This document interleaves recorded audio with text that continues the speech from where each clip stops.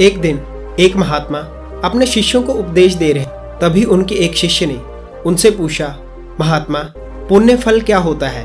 तभी महात्मा कहते हैं, मैं तुम्हें इसी संदर्भ में एक कथा सुनाता हूँ। विजयनगर में एक राजा रहा करता था। वह लोगों के पुण्य खरीदने के लिए बहुत प्रसिद्ध था। पुण्य बेचने वाले अपनी ईमानदारी की कमाई का विवरण लिखकर एक पलड़े में रखते, उसी के अनुरूप तराजू सोने की मुद्राएं देने की व्यवस्था कर देती। एक बार पड़ोसी राज्य चंदन नगर पर शत्रुओं का आक्रमण हुआ।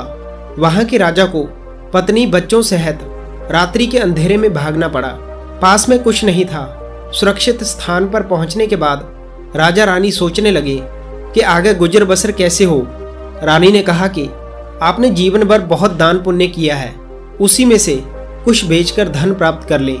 राजा सहमत हो गए, किंतु भूखे पेट विजयनगर तक जाने का समर्थ नहीं था। रानी बोली, मैं ग्रामीणों के घर जाकर गेहूं पीसूंगी और रोज खाने में से जो बचेगा उसे जमा करती जाऊंगी। आप रोटी बना लेना। राजा उस दिन रोटी सेक रहे थे।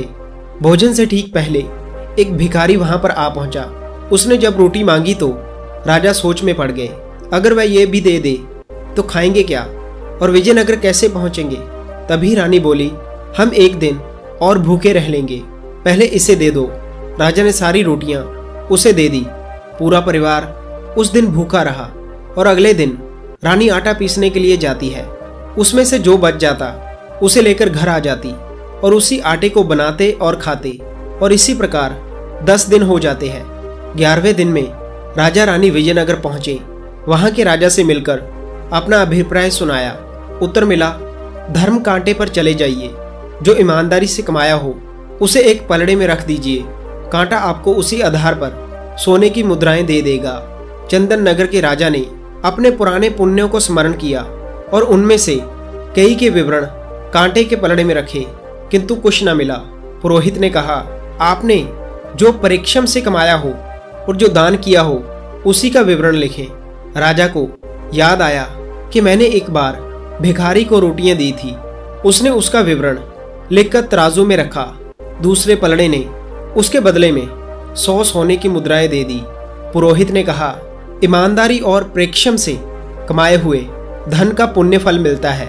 कथा का अंत कर महात्मा शांत हो जाते हैं और कहते हैं, यदि व्यक्ति अच्छे कर्म करता है और नेकियां करता है तो उसे आगामी जीवन में सुख और सम्मान का फल मिलता है। यह धार्मिक विश्वास है कि अच्छे कर्म करने से आत्मा को शुद्धि मिलती है और उसके आगामी जन्मों में भी उसको अधिक अच्छाई मिलती है।